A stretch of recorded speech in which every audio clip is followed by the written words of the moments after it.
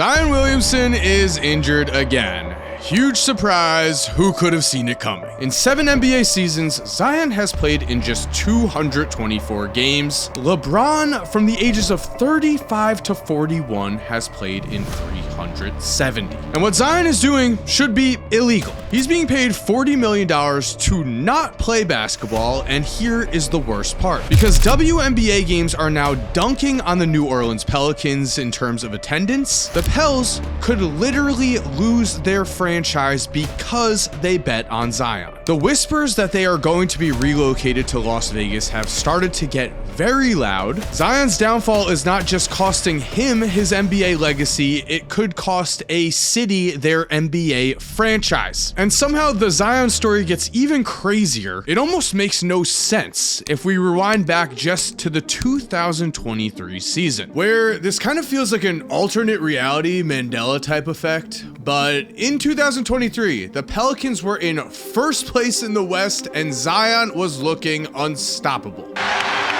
It's over. Pels get it done.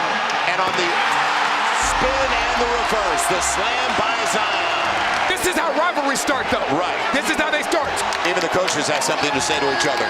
Starting on November 12th, 2022 and ending on December 11th, Zion would play in 11 games and the Pelicans went 10-1 during that stretch. Suddenly, Zion was back. We believed again that his prime could finally be here. And New Orleans was 18-8 and sat in first in the Western Conference. We have to remember that just 1 year before, Zion had sat out the entire 2022 season after showing up to training camp at 300 pounds. But now for the 2023 season, he was talking trash, he looked like a star. And even better, he had predicted this, saying before the year, quote, "I feel like I'm at my best right now. I feel like I'm moving faster, jumping higher." And he was. We were watching the modern day, more athletic version of Charles Barkley, a man who is both an MVP and a Hall of Famer. In December and January, Zion was averaging 29.5 points per game to go along with 7.4 rebounds and 5.2 assists. He was shooting over 62% from the field. He was just 22 years old. He was on the path to greatness until the same nightmare replayed itself. Yes, Zion was sidelined with another injury. The Pelicans didn't think it was that serious. It was a hamstring injury, but just like that, Zion would sit out the entire rest of the season. And the Pelicans went from first in the West to missing the playoffs entirely. And it's right here where something suspicious began to happen. And I want to give a shout out to Transparent Labs for sponsoring today's video, because as someone who goes to the gym all the time, who's been grinding,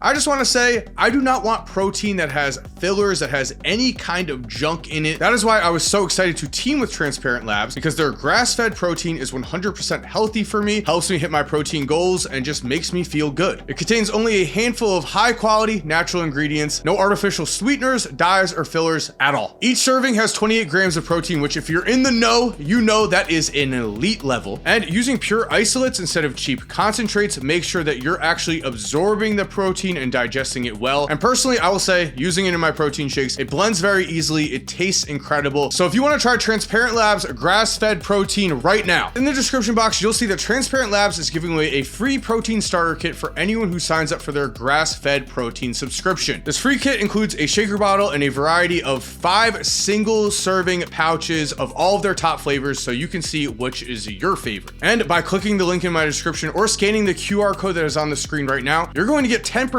off of your order. You can't beat that. So make sure to go click that link in my description or sign up using the QR code. Get your 10% off. Thank you to Transparent Labs for sponsoring today's video. And now let's get back into that video. Because Zion did sign a max extension, but we heard it had a weight clause in it. What it also had was something so much worse for Zion. New Orleans has been preparing for Zion not to play. They've literally never believed in their own star's words. Get this. When Zion signed his max extension, he also signed up to play a certain amount of games on top of the fat clause, or New Orleans did not owe him max money. And because Zion only played in 29 games in that 2023 season, he triggered a safety switch for the Pelicans. We are right now watching a scenario this season where if Zion does not play in at least 41 games, he only gets 20% of his contract. The same goes for the next 2 seasons too. Now let's remember here, in his second season, Zion also looked like that Charles Barkley new age clone. He played in 61 games that season, he was an all-star at just 20 years old, and he was averaging 27 points per game while snatching souls on dunks. The list of players in NBA history who have averaged at least 27 points per game at 20 years or younger gives us only 3 names: Zion, Luka, and LeBron. He was historic, but now Zion has already missed 12 games this season, and in 3 weeks he's going to be re-evaluated from his injury. He might not even return. Making 20% of his contract could easily happen, which feels fitting if I'm being honest, but it also gives us a massive question here. If Zion was playing like a young superstar, as we saw, how did the Pelicans already know not to trust him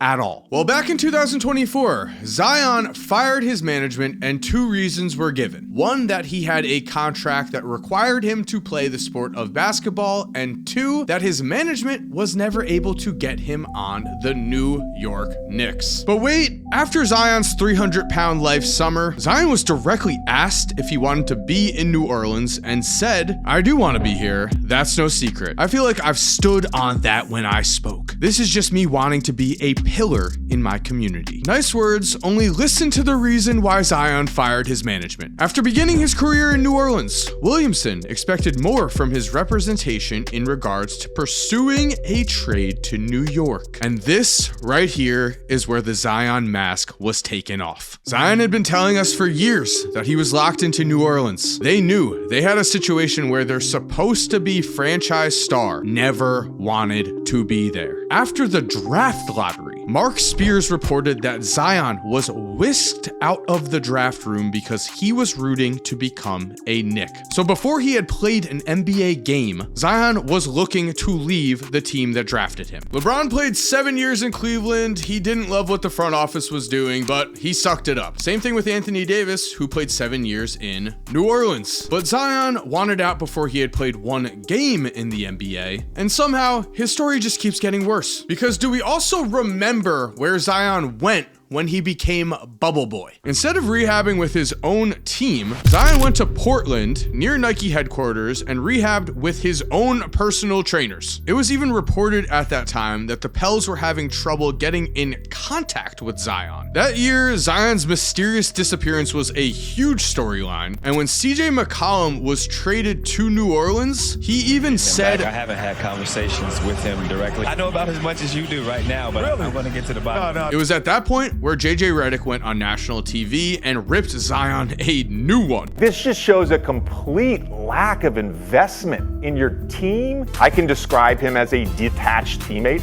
That is an accurate statement. And the Pelicans yesterday sent out an email for season tickets for next year. Guess who wasn't in the email? Rough, but obviously fair. If you're a franchise star, you are held to a higher standard. Same if you're getting paid a max contract. Zion has never demonstrated leadership whatsoever, which might be fine if he was producing on the court, if he was playing games. But let's finish with a cold hard stat that points to just a pure lack of work ethic. Because once Zion's athleticism is gone, how are we going to have any faith in him going forward? Well, we would need to see him become a great shooter, right? Now, Zion began his career as a low volume shooter as a rookie. He took only 0.6 threes a game, but he made 42.9% of those shots. The potential for him to become even a knockdown shooter was there. But then last season, Zion made just 23.1% of his threes. This is the modern NBA. You need to make threes, especially as an undersized big who's only going to slow down with all of these injuries. Good news for anyone who doesn't like Zion, I guess. This season, Zion has made 0 3-pointers on only 3 total attempts. He is now at Ben Simmons levels of shooting. Compare him to guys like Aaron Gordon, who went from a terrible shooter himself as a young player to now a sniper from deep because shooting is the most improvable basketball skill. It directly points to your work ethic. So he now makes 44% of his threes on almost 5 attempts per game. That is a guy who cares. Zion